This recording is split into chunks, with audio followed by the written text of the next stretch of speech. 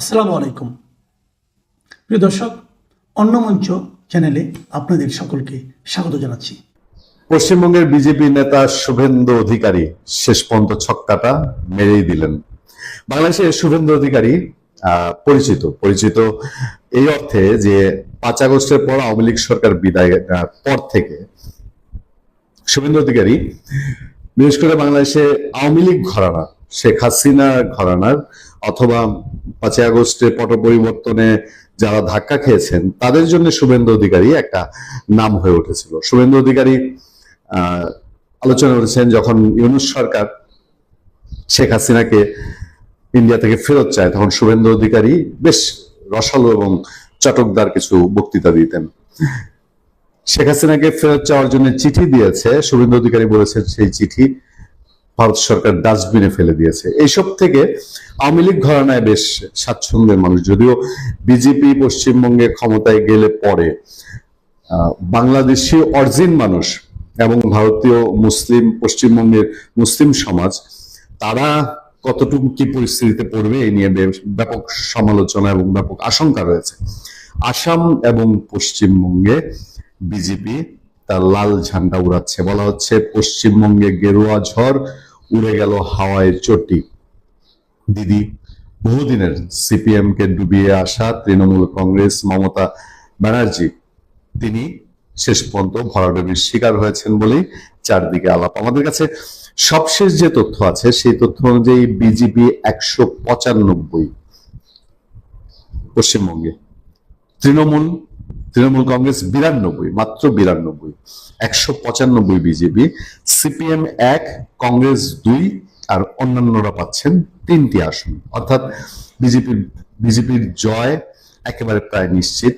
আমি বলছি যে বাংলাদেশের জন্য কি কোনো সর্বনাশ কিনা, কারণ বাংলাদেশি মুসলিম যারা কলকাতায় থাকেন তাদের জন্য এটা একটা বড় ধাক্কা হয়ে উঠতে পারে। এবং বাংলাদেশের এফেক্ট কি আমরা এ নিয়ে ভারতীয় সাংবাদিকদের বিশ্লেষণ সামনে কিছুক্ষণের মধ্যে আপনাদের সামনে তুলে ধরবো। আমার সামনে কিছু হেডলাইন আছে, সেগুলো থেকে চুম্বক অংশ একটু আপনাদের শোনাতে চাই। বিজেপি এগিয়ে বড় ব্যবধানে, মমতা বললেন ওয়েট এন্ড সি। ভারতের পশ্চিমবঙ্গের বিধানসভা নির্বাচনের ভোট গণনা চলছে। প্রাথমিক ফলাফলে দেখা যাচ্ছে 294টি আসনের 192টিতে এগিয়ে আছে বিজেপি, অপরদিকে ক্ষমতাসীন তৃণমূল কংগ্রেস 94টি আসনে এগিয়ে আছে। এমন পরিস্থিতিতে একটি ভিডিও বার্তা দিয়েছেন তৃণমূল কংগ্রেসের নেত্রী মমতা ব্যানার্জি। তিনি ভোট গণনায় বিভিন্ন অসঙ্গতি হচ্ছে বলে দাবি করেছেন। তার মতে নির্বাচন কমিশন ইচ্ছাকৃতভাবে দেখাচ্ছে বিজেপি এগিয়ে আছে এবং এ কারণে তারা ধীর গতিতে ভোট গণনা করছে। তিনি দলের নেতাকর্মীদের শেষ পর্যন্ত থেকে অপেক্ষা করতে বলেছেন। আরেকটি নিউজ আছে যেখানে পশ্চিমবঙ্গে 167 আসনে এগিয়ে বিজেপি, যেটি একটু আগের নিউজ। তারপর আমাদের হাতে আরেকটি সংবাদ আছে, সেই সংবাদের চুম্বক অংশ হয়েছে যে আসামেও ফুটছে মোদির পদ্ম ফুল। আসামের মুখ্যমন্ত্রী এর মধ্যে খুবই আপত্তিকর একটি বক্তব্য দিয়েছেন বিজেপির নেতা। পশ্চিমবঙ্গের পর বাংলাদেশ সীমান্তবর্তী অপর রাজ্য আসামেও বিধানসভা নির্বাচনে ভোটের ব্যবধানে এগিয়ে আছে বিজেপির পদ্ম ফুল প্রতীক। এনডিটিভির প্রতিবেদন অনুযায়ী নির্বাচন কমিশনের গণনা থেকে পাওয়া তথ্য অনুযায়ী বেলা 11:45 পর্যন্ত আসামে 126টি আসনের মধ্যে 96টিতে এগিয়ে আছে বিজেপি এবং এনডিএ জোটের প্রার্থীরা 26টি আসনে এগিয়ে কংগ্রেস এবং তার নেতৃত্বাধীন ইন্ডিয়া জোট, এবং 2টি আসনে এগিয়ে আছে এআইইউডিএফ। এর বাইরে একটি আসনে স্বতন্ত্র প্রার্থী এগিয়ে আছে। আর একটি বিশ্লেষণ আছে আমাদের সামনে, যে বিশ্লেষণে বলা হচ্ছে মমতার পরাজয় পশ্চিমবঙ্গের রাজনীতি বদলে দিতে পারে। কেমন সেই বদলে দেয়া? পশ্চিমবঙ্গ বিধানসভা নির্বাচনে ভোটের গণনায় বেশ বড় ব্যবধানে এগিয়ে রয়েছে বিজেপি। শেষ পর্যন্ত মমতা বন্দ্যোপাধ্যায়ের তৃণমূল কংগ্রেস যদি পরাজিত হয় তবে শক্তিশালী তৃণমূলের জন্য এটি হবে একটি বিরাট ধাক্কা। 71 বছর বয়সী মমতা বন্দ্যোপাধ্যায় একজন বাগ্মী রাজনীতিবিদ। তাকে দিদি বলে ডাকা হয়, অগ্নিকন্যা বলা হয়। 2011 সালে তার নেতৃত্বে তৃণমূল কংগ্রেস পশ্চিমবঙ্গের 34 বছরের বামফ্রন্ট সরকারকে পরাজিত করতে সক্ষম হয়। সেটি ছিল বিশ্বের সবচেয়ে বেশি সময় গণতান্ত্রিক উপায়ে ক্ষমতাসীন কমিউনিস্ট সরকার। মমতা পশ্চিমবঙ্গে কৃষকদের জমি অধিগ্রহণ করে বিশেষ অর্থনৈতিক অঞ্চল স্থাপনের বিরোধিতা করে আন্দোলন করেছেন। এবারের বিধানসভা নির্বাচনে মমতা এমন এক লড়াইয়ের মুখোমুখি যেটিকে অনেকে তার জীবনের সবচেয়ে কঠিন লড়াই বলে অভিহিত করেছেন। তার লড়াকু মনোভাব এবং তৃণমূলের সব ইউনিটের নেতাদের সঙ্গে শক্তিশালী যোগাযোগ রয়েছে। কয়েক দশকের বামফ্রন্ট সরকারের অবসান ঘটিয়ে 2011 সালে পশ্চিমবঙ্গে ক্ষমতায় আসে তৃণমূল কংগ্রেস, কিন্তু এবার মমতা বিজেপির পক্ষ থেকে অনেক বেশি আক্রমণাত্মক এবং সুসংগঠিত প্রচারণার মুখোমুখি হন। বেশ কয়েকটি এক্সিট পোল হাড্ডাহাড্ডি লড়াইয়ে ইঙ্গিত দিয়েছিল। ভিডিও বার্তায় মমতা বলেছেন যে তিনি ওয়েট এন্ড সি কথাটি বলেছেন, সেই বার্তাটি এই বিশ্লেষণে দেওয়া হচ্ছে। তার পাশাপাশি আরো খবর আছে বিভিন্ন সংবাদপত্রে, আমরা সেই সব নিয়ে আপনাদের সামনে হাজির হব। তবে একটি কথা না বললেই নয়, সেটি হচ্ছে যে পশ্চিমবঙ্গ এবং আসামের বিজেপি ক্ষমতায় আসা মানে হচ্ছে তাদের দীর্ঘদিনের যে মুসলিম ঠেকাও বা ভারতীয় নয় এমন নাগরিকদেরকে তাদের দেশ থেকে বের করে দাও, এইটা গত 2-4-5 বছর ধরে ভারতের একটি বড় রাজনৈতিক ইস্যু। এবং বহু মানুষ দীর্ঘ বছর ধরে 50 বছর 60 বছর ধরে ভারতের আসামে এবং পশ্চিমবঙ্গে বসবাস করে। সেই মানুষগুলোর জন্য একটা নতুন ঝুঁকি বিজেপি সরকার তৈরি করবে কিনা সেটাই এখন দেখার বিষয়। বাংলাদেশে কি একজন মানুষও নাই যে মানুষটা এই ইউনূস সরকার যে অন্যায় অপরাধ করে গেছে, বিশেষ করে আমাদের কোমলমতি প্রায় 300 শিশুকে হত্যার দায় যে সরকারের উপরে, তার বিরুদ্ধে আইনি কোনো প্রতিকার চাবে? ধরে নিলাম যে বিএনপি সরকার আপোষের সঙ্গে এসছে, বিএনপি সরকার কোনো ব্যবস্থা নেবে না, এটা 2.5 মাস চলে গেছে, লক্ষণ যা দেখা যাচ্ছে যে তারা ইউনূস সরকারের অন্যায়, অবিচার, মব, অপশাসন, ইভেন দুর্নীতির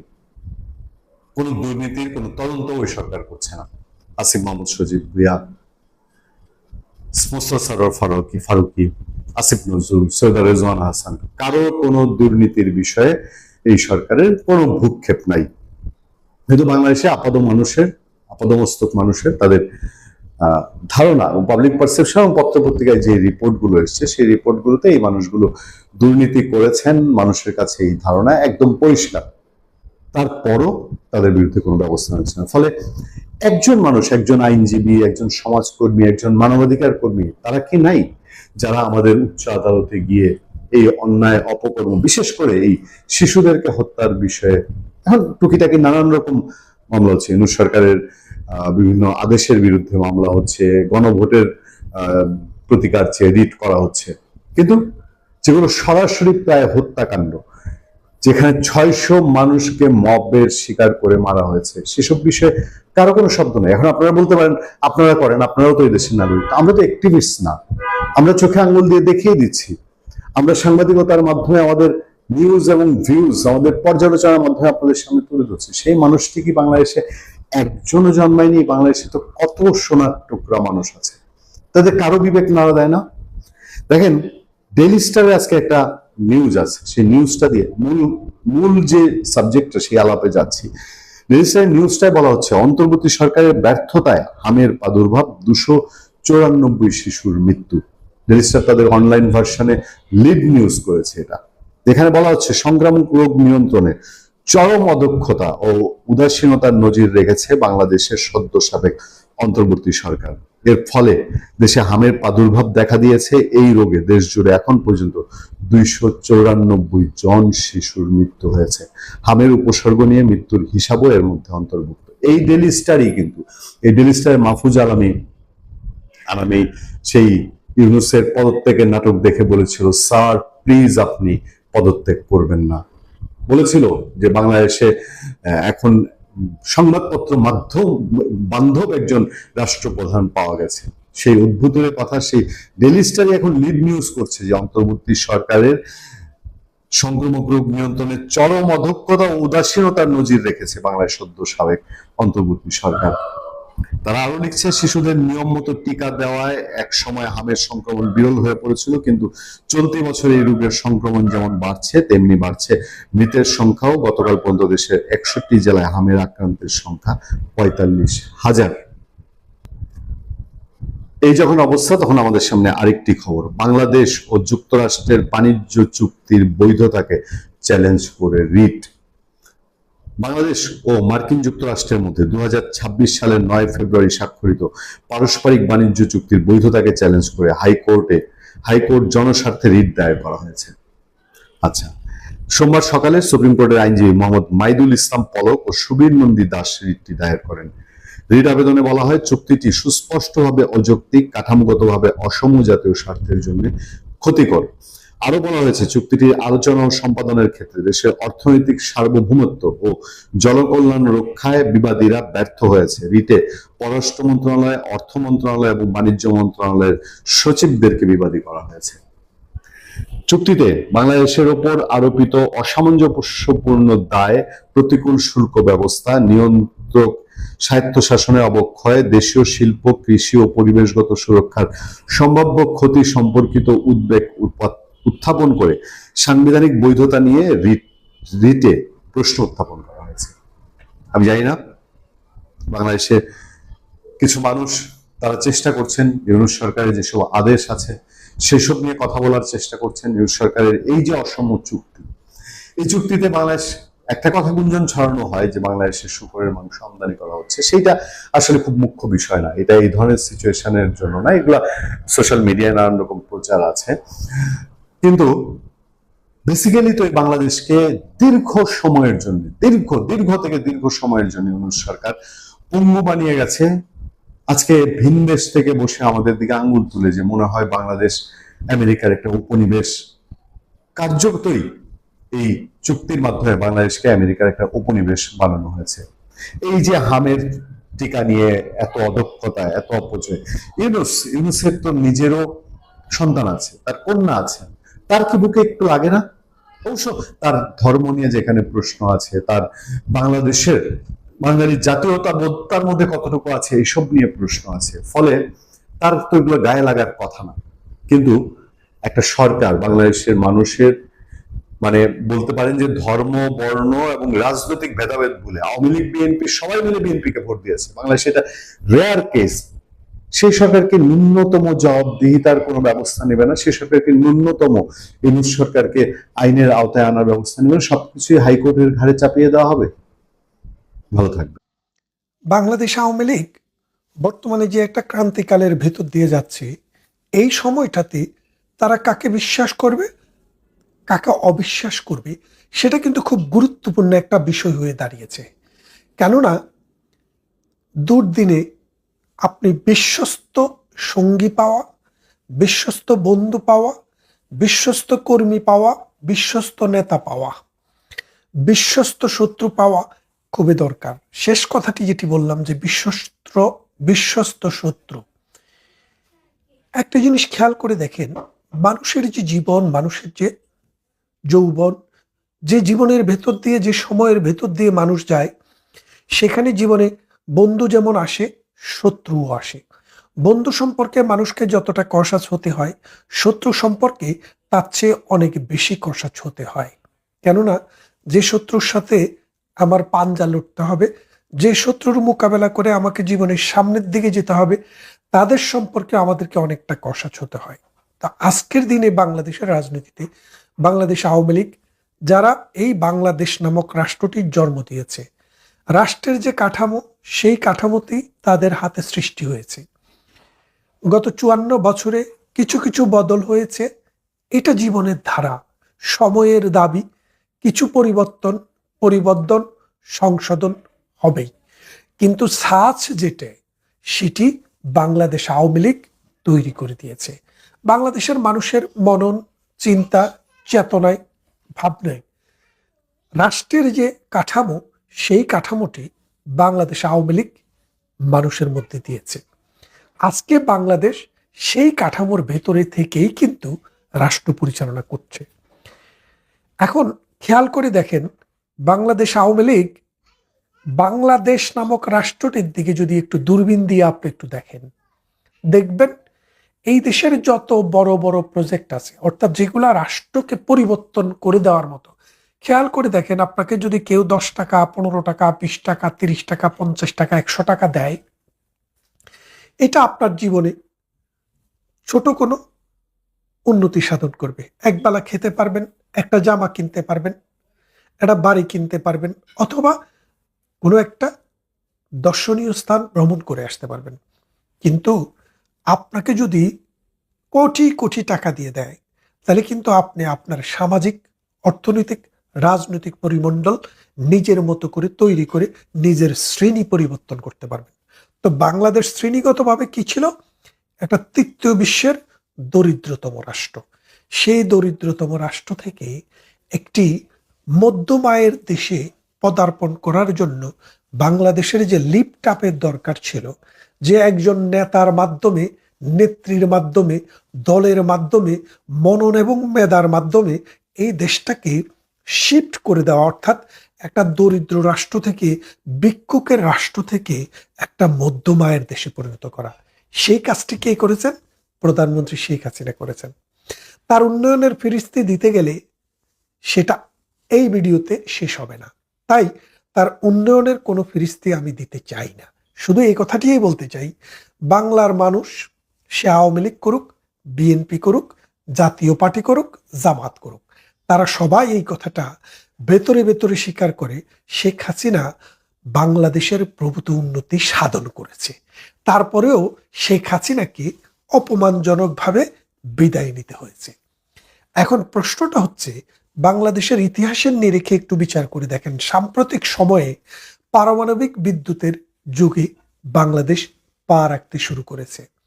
আর মাত্র 2-3 মাস পরে আমাদের জাতীয় গ্রেডে এই 1200 মেগাওয়াট বিদ্যুৎ যুক্ত হবে।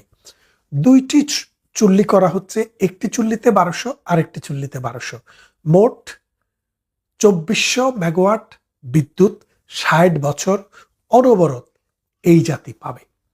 আপনারা একটা জিনিস খেয়াল করে দেখেন, বাংলাদেশ এমন একটা দেশ, যে দেশের জনসংখ্যা পৃথিবীতে 8ম বা 7ম। সেই 7ম বা 8ম জনসংখ্যার দেশে আপনি যদি একটু খেয়াল করে দেখেন, তাহলে দেখবেন যে আমাদের কিন্তু জনসংখ্যা অনেক। আমরা জনসংখ্যার দিক থেকে পৃথিবীতে 5ম বা 6ম। এই বড় জনসংখ্যার দেশে আমাদের উন্নয়নের জন্য কোনো তেল সম্পদ আমাদের নেই। আমাদের কোনো পারমাণবিক শক্তি কোনো কালে ছিল না। আমাদের বিকল্প জ্বালানিরও সেই রকম কোনো সংস্থান ছিল না। তাহলে এই দেশকে লং রানে এগিয়ে নিতে হলে একটা বড় রকমের প্রকল্প দরকার, যেই প্রকল্প ল্যান্ডস্লাইড ভিক্টোরি নিয়ে আসবে দেশের জন্য। সেটি শেখ হাসিনার মাথায় আসলো। তিনি রাশিয়ার সাথে চুক্তি করে পৃথিবীর মাত্র এই 200টি রাষ্ট্রের মধ্যে 33টি রাষ্ট্রের এই পারমাণবিক প্রকল্প রয়েছে। বাংলাদেশ রাশিয়ার সাথে চুক্তি করে সেই পারমাণবিক বিদ্যুৎ কেন্দ্রটি স্থাপন করেছে। এটা নিয়ে অনেক দুর্নীতির নানান ডালাও অভিযোগ শুনবেন, কিন্তু কোনো সোর্স থেকে কোনোভাবে একটিও সত্যতা মেলেনি। বরং এখন তারা দাবি করছে যে বাংলাদেশে পারমাণবিক বিদ্যুতের স্বপ্নদ্রষ্টা খালেদা জিয়া। খেয়াল করে দেখেন এই কথাটির সাথে কেন বলছি, একটু পরে আমি আপনাকে আরো একটু মিল দেখাবো। খেয়াল করে দেখেন যে বাংলাদেশে পারমাণবিক বিদ্যুৎ কেন্দ্রটি করার জন্য শেখ হাসিনাকে ক্ষমতার থেকে এভাবে আউটস্টেট করা হয়েছে। যে কটি ভালো কাজের জন্য শেখ হাসিনা বিতাড়িত হয়েছেন, তার মধ্যে একটি হচ্ছে এই পারমাণবিক বিদ্যুৎ কেন্দ্র, আরেকটি হচ্ছে পদ্মা সেতু। অর্থাৎ বাংলাদেশ একটি গরিব দেশ, একটা ফকিন্নি দেশ। এই ফকিন্নি দেশ এত বড় স্বপ্ন দেখবে কেন? ফকিন্নি দেশ মানুষ এত বড় স্বপ্ন কি করে দেখে? এত বড় প্রজেক্ট কি করে নেয়? সেই আপনার যে প্রভু আমেরিকা, তারা সেটা স্বপ্নে দেখেছিল যে বাংলাদেশে এরকম কিছু হতে পারে না। কিন্তু আমেরিকার স্বপ্নকে মিথ্যা প্রমাণ করে শেখ হাসিনা পদ্মা সেতুর উপর দিয়ে গাড়ি চালিয়ে দিয়েছেন, ট্রেন চালিয়ে দিয়েছেন, আর পারমাণবিক বিদ্যুৎ কেন্দ্রটিও প্রতিস্থাপন করে এখন সেটার মধ্যে ইউরেনিয়াম ঢালা হয়ে গেছে। তার মানে নর্মাল নিয়ম হচ্ছে ইউরেনিয়াম দেওয়ার পর সেটা 2 থেকে 3 মাসের মধ্যে বিদ্যুৎ জাতীয় গ্রিডে জমা হতে শুরু করবে। তার মানে কি, এখন হচ্ছে মে মাস, জুন, জুলাই, আগস্ট, আর মাত্র 3 মাস। অগাস্ট মাসে বাংলাদেশে এই জ্বালানিটি, অর্থাৎ এই বিদ্যুৎটি আমাদের মানুষের দোরগোড়ায় পৌঁছে যাবে। তাহলে খেয়াল করে দেখেন, এই যে দুটা প্রকল্প, একটা পদ্মা সেতু প্রকল্প, আরেকটি এই পারমাণবিক বিদ্যুৎ প্রকল্প রূপপুর পাবনায়। এখন এটি বিএনপি, আমরা দেখেছি খালেদা জিয়া বলতে শুনেছি যে এটার উপর দিয়ে, মানে আপনারা রূপপুরের পারমাণবিক বিদ্যুৎ কেন্দ্র সম্পর্কে বলছে যে এটা দেশের জন্য একটা হুমকি, মানুষের জন্য হুমকি, বাংলাদেশ এবং দেশের মানুষ এটা দ্বারা কোনোভাবে উপকৃত হবে না, বরং মানুষ একটা বিপদের মধ্যে পড়বে। কিন্তু আজকে তার নেতারা, বড় বড় লোকেরা বলছে যে না, এটা তো তাদেরই স্বপ্ন ছিল।